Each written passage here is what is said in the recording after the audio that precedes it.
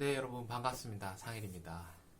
지금이 이제 2020년 1월 21일 새벽 한 2시 좀 넘어가는 상황인데요.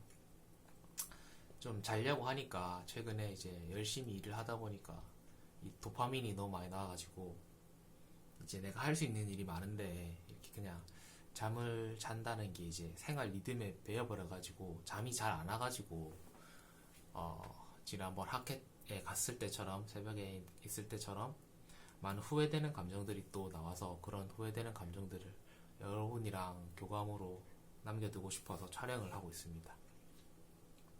최근에 이제 제가 그 유튜브 채널에 업로드 하면서 그 제가 개드립이라든지 아니면 PGR21이라든지 아니면 OU에 제가 그 대학원생 관련된 글들을 써서 한번 올렸었거든요. 그래서 이제 근데 그런 것들을 제가 한번 싸질러 놓기만 하고 전혀 제가 개인적으로 수습을 하지 않았기 때문에 이제 지난번에 이제 유튜브도 업로드 했겠다 이제 블로그를 하나 만들고 거기서 이제 제 대학원생 관련된 글을 올렸는데 생각보다 제가 이 사회에 좀 영향을 끼칠 수 있는 내용들이 있더라고요. 제가 열심히 하면 꾸준히 했으면 조금 더 뭐랄까 내 가치를 조금 더 성장시킬 수 있는 일들이 있었는데 그것들을 좀 내가 너무 주저해서 왜냐하면 그 제가 쓴 글 내용에는 막 대학원을 비판하고 그리고 또 내 주변에 있던 사람들에 대한 안 좋은 내용을 많이 적었기 때문에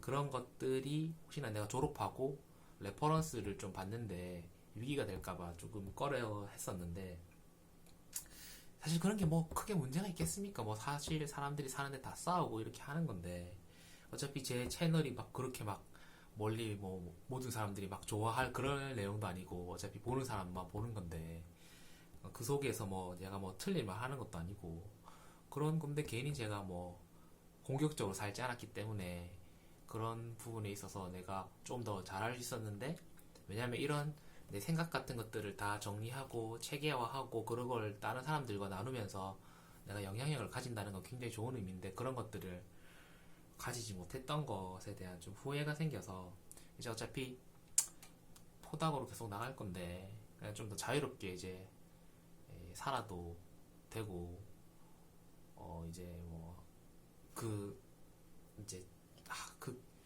아직도 지금 제 정체성이 살짝 조금 헷갈리긴 하는데 너무 내가 그 원자력이 업계라고 하는 산업계 조그맣게 피해자 프레임에 갇혀가지고 존재하는 것이 아닌지 그런 것에 대한 좀 뭐랄까 복잡한 심정이 있어서 그런 생각을 좀 한다고 이제 잠을 못 자서 이제 녹화를 좀 하고 있습니다.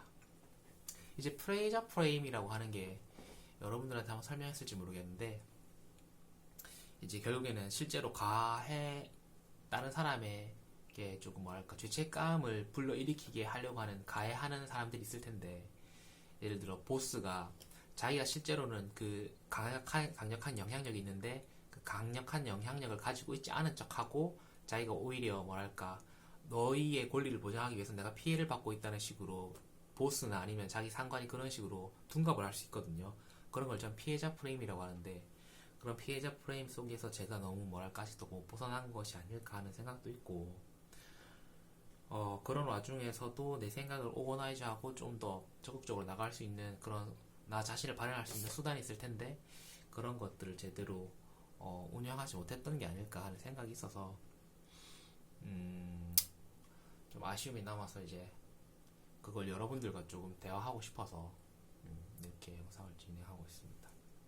그래도 다행히 이제 그런 와중에서도 확실히 뭐 진보도 있었어요. 최근에는 이제 포닥하고 나서 월급이 이제 들어오니까 이제 재테크에 대한 관심이 상당히 생겼거든요. 그래서 최근에는 이제 박형철 씨가 한 20년 전에 지은 부저 그거 시골 의사의 경제학인가? 제목을 까먹었다. 그런 책도 읽고 부자 아빠 가난한 아빠 20년 전에 베스트셀러들 지금 천천히 따라잡고 있습니다.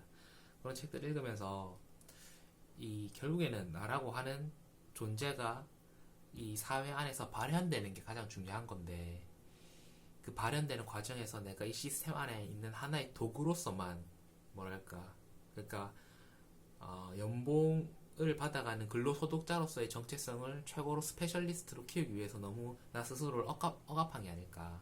유튜브라고 하는 속성 어떻게 보면 저는 이렇게 생각하거든요. 어떻게 보면 최근에 신사임당이라는 이제 그 유튜브 같은 데 보면 결국에는 어떻게 보면 자신의 영향력을 길러서 불로소득으로 갈 수 있는 시스템을 가져가는 체계에 있거든요. 그러니까 어떻게 보면 부자 아빠 가난한 아빠에 나와 있는 어떻게 보면 비즈니스와 아니면 투자가가 되는 속성의 그룹에 있는 그룹이라고 할 수 있는데, 그런 정체성도 가질 수 있는 부분이 있는데 내가 너무 근로소득자인 영역과 스페셜리스트에 있는 근로소득으로만 돈을 얻으려고 하는 그런 쪽에 머물러 있었기 때문에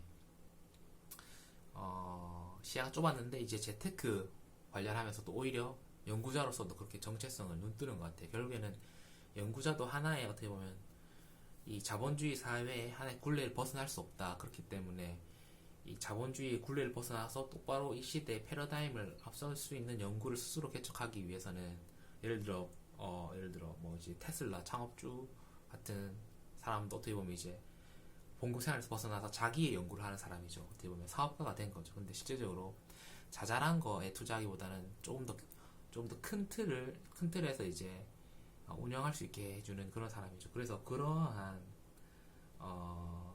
꿈 같은 것들을 조금 더 생각 안 해보고 있었는데, 그것도 어떻게 보면 자신의 생산성을 기르는 거거든요. 그렇기 때문에